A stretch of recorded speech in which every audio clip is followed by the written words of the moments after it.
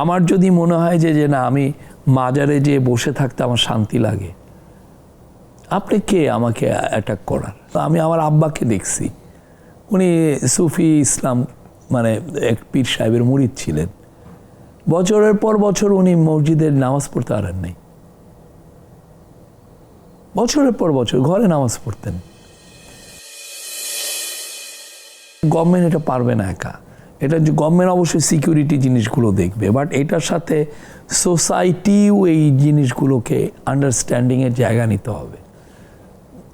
আমি যেমন যে আপনি যেই ধর্মটা পালন করছেন সেটাকে আমার রেসপেক্ট করতে হবে, অবশ্যই করতে হবে। আপনি যেই মতের মানুষ সেই মতটাকে আমি নিব না, কিন্তু আমি তো রেসপেক্ট করতে পারি। আমার যদি মনে হয় যে না আমি মাজারে যেয়ে বসে থাকতে আমার শান্তি লাগে, আপনি কে আমাকে অ্যাটাক করার? অবশ্যই করা উচিত না, কিন্তু অ্যাটাক ব্যাপারটা উস্কে দাও তো এক ধরনের উস্কে দিচ্ছে, কারণ আপনাকে বলতেছে মত ভুল, ও যা ব্যাখ্যা দিচ্ছে ভুল। এই জিনিসগুলো রিপেয়ার কে করবে? এই যে ড্যামেজগুলো, এই যে এই এমব্রেসিং করাটা, এটা সোসাইটির মধ্যে লিডারশিপ তৈরি হতে হবে। তারা সবাইকে বলবে যে না এটা you have to embrace people. আমার মনে হয় যে বোথ স্টেক হোল্ডারদের সতর্ক হওয়া উচিত, কারণ এটা আমার মনে হয় যে এটা আমাদের সোসাইটির একটা বড় ফেইলুর, আমাদের ধর্মীয় লিডারদের বড় ফেইলুর। তারা এটা জোরে বলেন না, এটা আরও অনেক জোরে জোরে বলতে হবে, অনেক জোরে আমাদের পলিটিক্যাল লিডারদের বলতে হবে, সবাই মিলে বলে আমাদেরকে এই জায়গাটায় আমাদের জাতিরকে প্রিপেয়ার করতে হবে, আমরা যেতে হবে, যে বলতে হবে। এটা একটা ভয়ানক জিনিস, এটা চিন্তা করা যায় না। এই জায়গাগুলোয় আমাদের আন্ডারস্ট্যান্ডিংয়ের খুব যে এই যে ঘটনাটা ঘটলো, সবাই মিলে তো বলা উচিত যে এটা কেন ঘটলো, ঠিক না? কি করছে আপনি দেখেন, যা আমরা নিউজ পাচ্ছি সেটা হচ্ছে তাকে ফ্রেম আপ করে তাকে মেরে ফেলা হয়েছে। চিন্তা করা যায়, ভয়ানক একটা বিষয়। ট্যাগিং ব্যাপারটা তো এখন আরো খুবই ডেঞ্জারাস। মানে আপনি যদি আপনার কোনো একটা অ্যাক্টিভিটিস যদি আমার পছন্দ না হয়, আপনাকে আমি ট্যাগ করে দিব, এবং এমন জায়গায় ট্যাগ করে দিব যেটা হয়তো মোস্ট কমন পিপলেরই রাইট নাও পছন্দ না। এই যে একে অন্যকে ট্যাগ দেয়া, এক ধরনের জিঘাংসা এবং একটা ভয়ঙ্কর রকমের আনস্টেবিলিটি আমাদের। ট্যাগিং, আপনি যদি আমাকে বলেন যে শফিক সুফিপন্থী মানুষ, হ্যাঁ ফাইন, আমি সুফিপন্থী মানুষ, আমার ট্যাগিং দিলেন, কিন্তু কথা হলো ট্যাগিংটা দিয়ে আপনি যদি তাকে ভায়োলেন্সটা ইনস্টিগেট করা, এক্স্যাক্টলি টার্গেট ওইটা হচ্ছে খারাপ। এক্স্যাক্টলি, ঠিক না? আমি তো সবাই তো আপনার ছাঁচের মতো হবে না।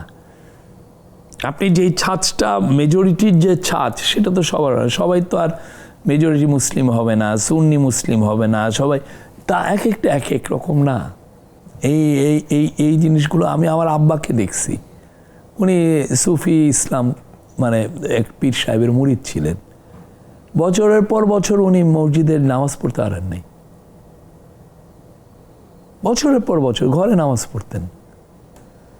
তো এই জিনিসগুলো তো মানে সোসাইটির মধ্যে আদার কইরা ফেলা, এটা তো বাজে। এমব্রেস করতে হবে তো, তোমার যে ডিফারেন্স আছে সেটা নিয়ে আপনার এমব্রেস করতে হবে।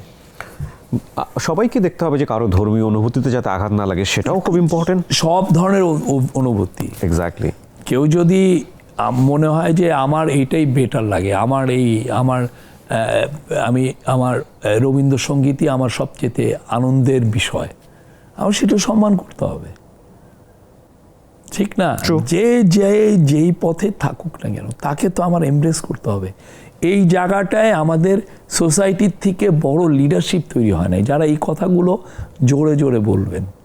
দেখেন আপনি রামুর থেকে দেখেন 2012 এই কি ফেসবুকে ধর্ম অবমাননার নাম দিয়ে কতগুলো ভায়োলেন্স হয়েছে। রামু হয়েছে, নাসিরাবাদ হয়েছে, সেই যশোরের দিকে হয়েছে, এই গত বছর কি যেন সুনামগঞ্জে হয়েছে, কোথায় হচ্ছে না? কিছু হইলেই ধর্ম অবমাননা, এবং অবমাননাটা কি ফেসবুকে। কুমিল্লায় হয়েছে, 6 জন মারা গেছে সেখানে। এগুলোর কি কোনো স্ট্রাকচারাল ভোলায় হয়েছে, 4 জন মারা গেছে। এগুলোর কি কোনো স্ট্রাকচারাল সলিউশন কি করা যায় না? স্ট্রাকচারাল সলিউশন, আপনি এই যে লোকটা তো এডুকেটেড না, বা আমার কাছে এটা লাগছে না, কিন্তু যে লোকটা গ্রামে, তার কাছে সে তো এই জিনিসটাকে নিতে পারছে না। ভিন্ন মতকে আপনার যে রেসপেক্ট করার জায়গাটা তো আপনার তৈরি করতে হবে। এই জায়গাগুলো আমরা তৈরি করতে পারছি, আমরা কন্ডেম করছি, which is fine.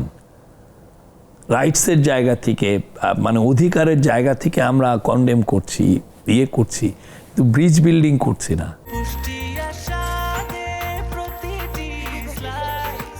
Breakfast, tiffin কিংবা স্ন্যাক টাইমে মজাদার আয়োজন মানে অল টাইম ব্রেড।